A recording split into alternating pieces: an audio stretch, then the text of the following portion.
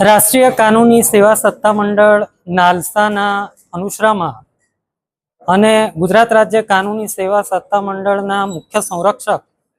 અને ગુજરાત રાજ્ય કાનૂની સેવા સત્તામંડળના કારોબારી અધ્યક્ષ એવા આપણા chief justice honourable justice Sunita Agarwal અને ઓનેબલ જસ્ટિસ કોગજે સાહેબના માર્ગદર્શન હેઠળ સમગ્ર ગુજરાત રાજ્યમાં સને 2025ના વર્ષની તૃતીય રાષ્ટ્રીય લોક અદાલતનું આયોજન આજે થયેલ છે અને સુરતના તમામ અદાલતોમાં જિલ્લા મુખ્યાલય ખાતે અને 8 તાલુકામાં લોક અદાલત આજે ઉજવાઈ રહી છે. બહોળી સંખ્યામાં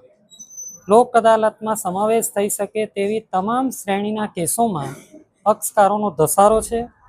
અને વધુમાં વધુ કેસો સમાધાનથી નિકાલ થાય તે માટે વકીલશ્રીઓ ખૂબ પ્રયાસ કરે છે. ન્યાયાધીશ તરફથી પણ ખૂબ કઠોર એવા મહેનત કરવામાં આવેલી છે. પક્ષકારોને લોક અદાલતના ફાયદાની જાણકારી મળે તે માટે Surat legal add defence council અને LADC તરફથી અને DLSA સુરત તરફથી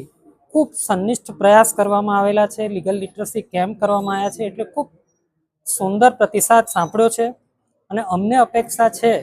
કે તમામ પ્રકારના કેસોમાં,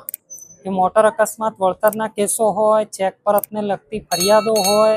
દીવાની તકરાર હોય, શિક્ષાત્મક માત્ર દંડથી શિક્ષાપાત્ર થઈ શકે એવા સમાધાન લાયક ફોજદારી કેસો હોય,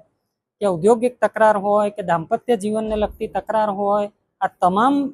પ્રકારના કેસોમાં જેટલા પક્ષકારો આવ્યા છે એમને ચોક્કસપણે સમાધાન થાય એવી મારી આશા પણ છે અને અમે એવું વિચારીએ છીએ કે અને અમને પૂરી શ્રદ્ધા છે કે ગઈ લોક અદાલતની જેમ જ સમગ્ર રાજ્યમાં સુરત મોખરે રહેશે સમાધાનમાં અને આપણે ફરીથી તમામ લિટિગન્ટ્સને ઇનએક્સપેન્સિવ અને પ્રોમ્પ્ટ જસ્ટિસ એટલે કે બિન ખર્ચાળ, ત્વરિત અને વ્યાજબી એવું સમાધાન તાત્કાલિક મળે તેવા પ્રયાસ થશે. આજની વાત કરું મોટર અકસ્માત વળતર કેસીસની, તો મને કહેતા ખૂબ આનંદ થાય છે કે ઘણા બધા કેસોમાં સમાધાન થયું છે, પણ દાખલારૂપ એવા કે જેમાં વીમા કંપનીના હકારાત્મક અભિગમ, બંને પક્ષોના વકીલ દ્વારા કરવામાં આવેલ સંનિષ્ઠ પ્રયાસ અને ન્યાયાધીશો દ્વારા આપવામાં આવેલી પ્રેરણાના કારણે 16 અલગ એવી મોટર અકસ્માત વળતર અરજીઓ કે જેમાં આશરે 900 લાખ જેટલા